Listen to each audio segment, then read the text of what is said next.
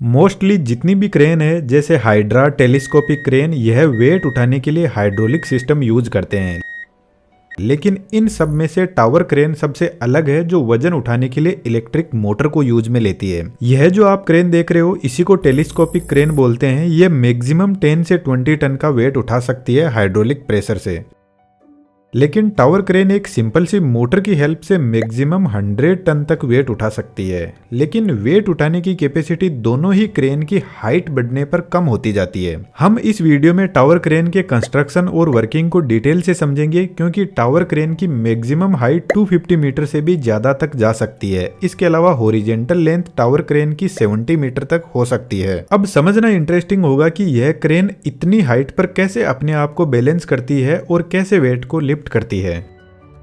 सबसे इंटरेस्टिंग बात, tower crane को इंस्टॉल करने के लिए सबसे पहले कंक्रीट और सीमेंट का एक स्ट्रॉन्ग फाउंडेशन तैयार किया जाता है जमीन के अंदर। तो यह क्रेन अपनी जगह से मूव नहीं कर सकती है। किसी भी बिल्डिंग को बनाने से पहले इसे इंस्टॉल किया जाता है और बिल्डिंग कंप्लीट होने के बाद ही वहां से हटाई जाती है।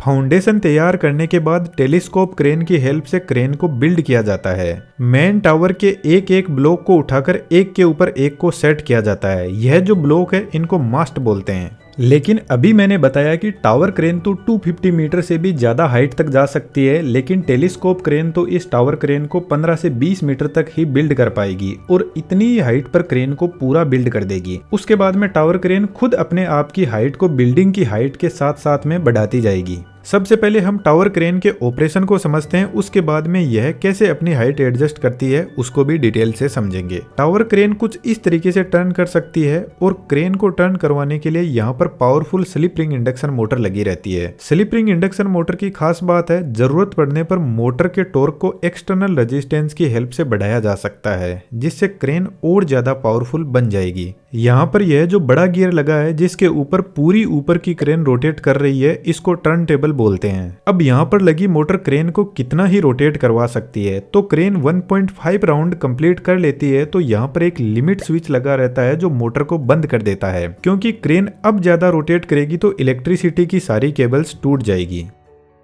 फ्रंट साइड में क्रेन की जिब होती है जिसकी लेंथ 70 मीटर तक हो सकती है और जिब को बैलेंस करने के लिए पीछे की साइड में काउंटर जिब लगी रहती है, जिस पर काउंटर वेट भी लगे रहते हैं क्रेन को बैलेंस करने के लिए। और क्रेन की जिब और काउंटर जिब को सपोर्ट करने के लिए पेंडेंट लगे रहते हैं जो टावर पीक से जुड़े रहते हैं। क्रेन का सेंटर ऑफ मास इस मेन टावर पर होना चाहिए, अदरवाइज क्रेन अनबैलेंस होकर गिर जाएगी। लेकिन टावर क्रेन में बहुत हेवी काउंटर वेट लगा रहता है, 15 से 20 टन मानकर चलो। तो जब क्रेन अनलोडेड कंडीशन में होगी तो काउंटर वेट क्रेन को स्लाइटली अनबैलेंस भी करता है। क्रेन की जिब पर एक ट्रॉली लगी रहती है जो जिब पर लगे ट्रैक पर आगे पीछे मूव कर सकती है। ट्रॉली में टायर लगे रहते हैं जो ट्रैक पर कुछ इस तरीके से चलते हैं। ट्रॉली को आगे पीछे मूव करवाने के लिए एक मोटर लगी रहती है। यह मोटर ड्रम को रोटेट करवाती है और ड्रम रोप की हेल्प से ट्रॉली से जुड़ा रहता है। यहाँ पर रोप का मैकेनिज्म थोड़ा अलग टाइप का होता है। इस ड्रम के ऊपर 2 रोप होती है। जब एक साइड की रोप ओपन हो जाती है तो दूसरी साइड की रोप ड्रम के ऊपर कलेक्ट होती जाती है। रोप का मैकेनिज्म कुछ इस टाइप का होता है। एक साइड की रोप इधर से जाते हुए ट्रॉली से कनेक्ट हो जाती है और दूसरी साइड की रोप भी ट्रॉली से कनेक्ट रहती है, जो जिप पर ऐसे चक्कर लगाते हुए वापस ड्रम के पास में पहुंचती है। तो जब ट्रॉली आगे की तरफ जाएगी तो यह वाली रोप ट्रॉली को आगे की तरफ पुल करेगी और ड्रम पर कलेक्ट होती जाएगी और दूसरी वाली रोप ओपन होती जाएगी। जब ट्रॉली पीछे की तरफ आएगी तो अब की बार यह रोप ड्रम पर कलेक्ट होगी।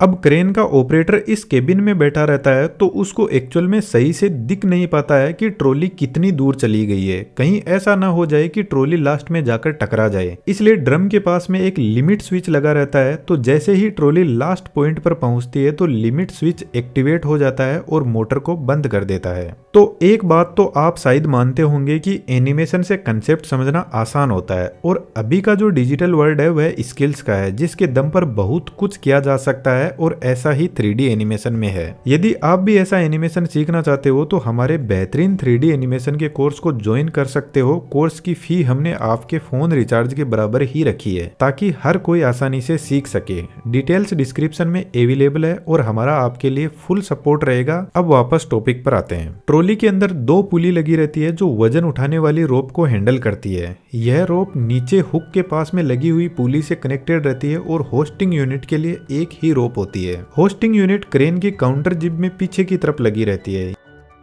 यहाँ पर भी एक powerful slip ring induction motor होती है जो गियर सिस्टम के थ्रू ड्रम से कनेक्टेड रहती है, क्योंकि यही मोटर 100 टन तक का लोड उठाती है। इसलिए इस मोटर के पास में एक ब्रेक यूनिट भी होती है जो वजन को होल्ड करने के काम आती है। मानकर चलो ये ब्रेक नहीं होगा तो मोटर वजन को उठा तो लेगी, लेकिन जैसे ही मोटर स्टॉप होगी तो वजन वापस नीचे चला जाएगा। होस्टिंग रोप टावर पीक से होते हुए मास्टर पुली तक पहुंचती है। इसको मास्टर पुली इसलिए बोला जाता है क्योंकि इसमें कुछ ऐसे सेंसर लगे रहते हैं। जब क्रेन ओवरलोड होती है तो वेट का लोड इस पुली पर भी पड़ता है, जिससे क्रेन को ओवरलोडिंग से बचाया जाता है। यहाँ से रोप जाती है ट्रॉली की पुली के पास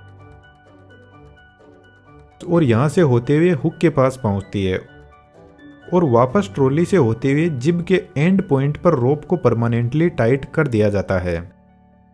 जब होस्टिंग मोटर रोटेट करते हुए रोप को ओपन करेगी तो हुक धीरे धीरे नीचे जाने लगेगा। और अब यहाँ पर भी सेम सिचुएशन होती है। ऑपरेटर को एग्जैक्टली पता नहीं रहता है कि हुक ग्राउंड के टच हुआ कि नहीं, क्योंकि इतनी दूरी से दिखाई नहीं देता है। तो जैसे ही हुक ग्राउंड के टच होता है तो होस्टिंग यूनिट के पास में भी एक लिमिट स्विच लगा रहता है जो ऑपरेट होता है और मोटर को बंद कर देता है। इस क्रेन को ऑपरेट करने के लिए 2 ऑपरेटर होते हैं। एक ऑपरेटर केबिन में बैठा रहता है और दूसरा नीचे ग्राउंड पर रहता है और दोनों एक दूसरे से वॉकी टॉकी से इंस्ट्रक्शन देते हैं। अब इस क्रेन को वजन उठाने की कैपेसिटी जिब की लेंथ के हिसाब से होती है। यदि ट्रॉली टर्न टेबल के एकदम पास में है तो ये मैक्सिमम वजन उठा सकती है। जैसे मानकर चलते हैं 100 टन का वजन उठा सकती है, लेकिन जैसे जैसे ट्रॉली टर्न टेबल से दूर जाती जाएगी तो इसकी वजन उठाने की कैपेसिटी कम होती रहेगी और जिब के एंड पर तो मुश्किल से क्रेन 5 से 6 टन मैक्सिमम वजन उठा पाती है। अब आता है सबसे इंपॉर्टेंट पार्ट, क्रेन अपनी हाइट को कैसे एडजस्ट करती है। लेकिन इससे पहले आपसे एक रिक्वेस्ट है कि यदि आप हमें कोई सजेशन देना चाहते हैं तो कमेंट बॉक्स में जरूर से लिखें और थोड़ा डिटेल में हमें बताएं। इस चैनल को थोड़ा स्पीड में ग्रो करने के लिए हमारी हेल्प जरूर से कीजिएगा। टावर के चारों तरफ एक केज लगा रहता है जिसको टेलीस्कोपिंग केज बोलते हैं और यही क्रेन को लिफ्ट करने में हेल्प करता है। इस केज के नीचे की साइड में लॉक लगे रहते हैं जिससे केज नीचे नहीं जाता और केज के चारों तरफ ऊपर और नीचे की साइड में छोटे छोटे व्हील्स लगे रहते हैं।